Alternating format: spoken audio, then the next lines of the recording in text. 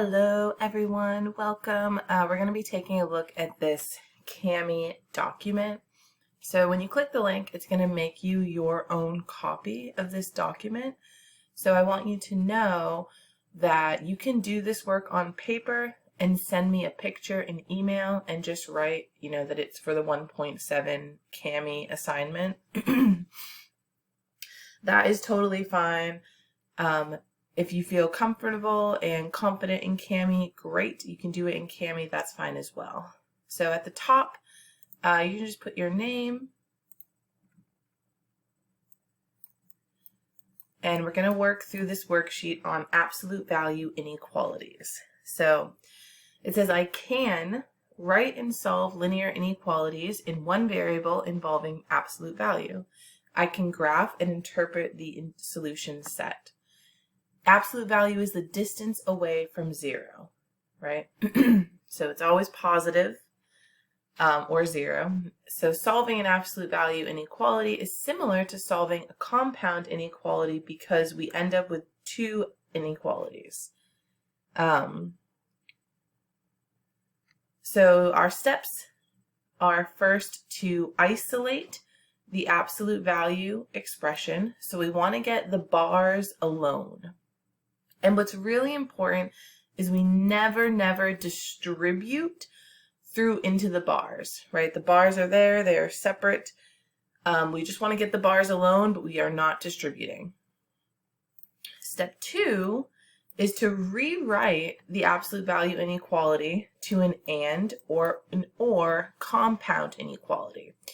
So when we have absolute value bars, we end up writing two inequalities. If we're starting with a less than, it's going to be an and compound inequality. And if it's a greater, it's going to be an or. And we'll look at examples like that. And then finally, we'll solve and graph. Okay, so let's take a look at example A. All right, let's take a look at the first one. So we want to get this absolute bar alone. So what we want to do is we're going to add to, before we do that, that's our goal, but before we start solving, we need to make our two inequalities. So the first one is exactly how it looks from the start once we get the absolute value alone. So, okay, I was right. Now I'm getting myself all confused. We want to get this alone first before we create our two equations. So we have a -2, so we're going to add 2 to both sides. And we have the absolute value of x. -2 plus 2 cancels to 0, so we have is less than 5. Now at this point, our absolute value is alone, so we can make our two equations. So we have x is less than 5, and because it's a less than, this is our and. We can say and x, flip the sign, is greater than, change the sign, -5. So it's less than 5 and greater than -5.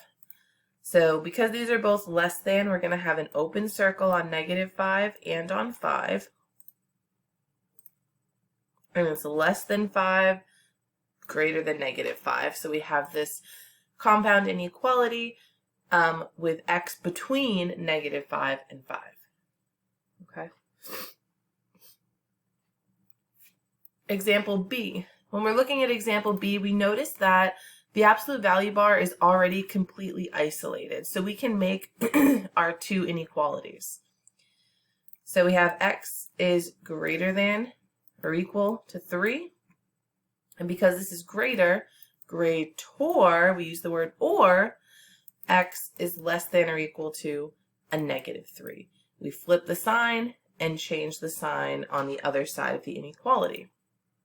These are both closed circles on -3 and on 3. And we're noticing that it's greater than +3 and less than -3. So we see this like disjointed, different directions inequality. Beautiful. Pause the video if you need to at any point, because I'm going to scroll down and I'm going to have to erase this, and we're going to look at examples C and D. Okay. Example C, again, the absolute value part is already alone. It's the only thing on the left side of the equation. So we can make our two equations. So we have 2x plus 5 less than or equal to 9. And 2x plus 5, flip it, greater than or equal to, change that 9 to a negative 9. Perfect. And we solve these in the same pattern. First, we're going to subtract 5 from both sides, and we can do that with both inequalities. Bring down that 2x. 5 minus 5 is 0, so we have is less than or equal to 9 minus 5, which is 4. And then we have 2x, 5 minus 5 is 0, greater than or equal to a negative 14. Beautiful. Now our next step is we're going to be dividing everything by 2 because we want to get x alone. So we have x, 2 divided by 2 is 1, is less than or equal to 2. And x is greater than or equal to negative 7. So on negative 7, which is silly because I don't have that on the graph here, but we can just add a couple dots here. We're going to have a closed circle on negative 7 and a closed circle on 2.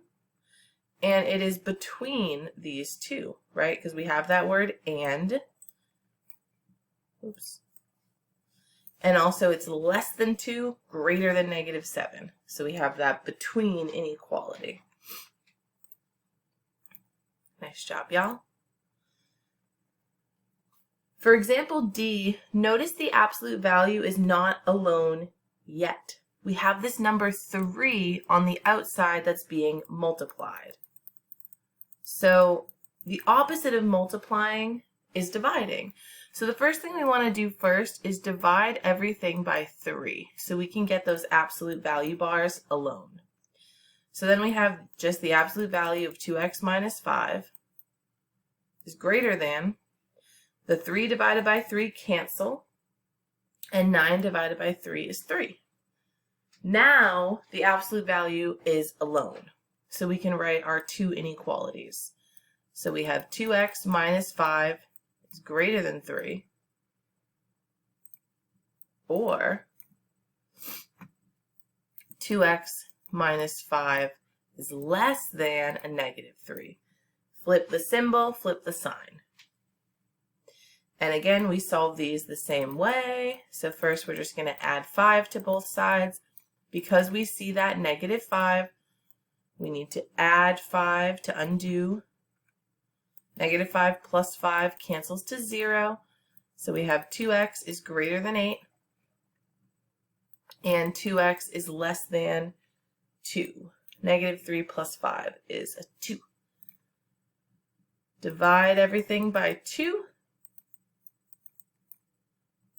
And we have x is greater than 4, or x is less than 1.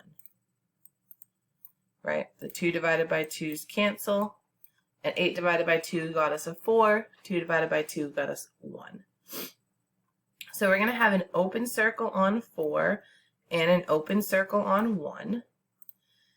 And we're going greater than 4 and less than 1, or less than 1. So we have the arrows pointing opposite directions. So get everything that you need here, and when you're all set, scroll down to page 2.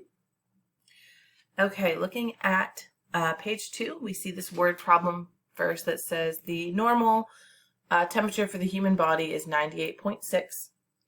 Generally, a person's temperature should not differ from this by any more than 1 degree. Write and solve an absolute value inequality to determine which temperatures are acceptable for a typical person. So when you take the difference between So we're going to say let X be your body temperature. And when you take the difference between the body temperature that you have and 98.6, right? It should not be any more than 1. So it could be less than or equal to 1. So when we solve this, because the absolute value part is all alone, we could say X minus 98.6 less than or equal to 1, and X minus 98.6 greater than or equal to -1. And when we add 98.6 to both sides, I didn't give myself a lot of room here, so I'm just squeezing it in. And we're adding 98.6 to both sides to get X alone, right? So then we end up with X less than or equal to 99.6 and X greater than or equal to 97.6. So this is our range for a temperature. It should be between 97.6 and 98 or 99.6. Whoops. Which makes sense, right? It could be up to 1 below or 1 above, but it should not be more above or below than that. So here's our compound inequality. Okay. Beautiful. Down below, solving graph, we're looking at that number 1. We have 4 times the absolute value of X is greater than or equal to 24. So again, the absolute value bar is not alone yet. We want to get rid of that 4 in the front. Since it's just standing out front there like that, that's being multiplied. So we're going to divide both sides by 4. And we get the absolute value of X is greater than or equal to 6. Now the absolute value bar is alone. So we can split it into our 2 inequalities. X is greater than or equal to 6. Or, since it's greater, X is less than or equal to -6. So we have closed circles on -6 and 6. And we're shading less than -6, greater than +6.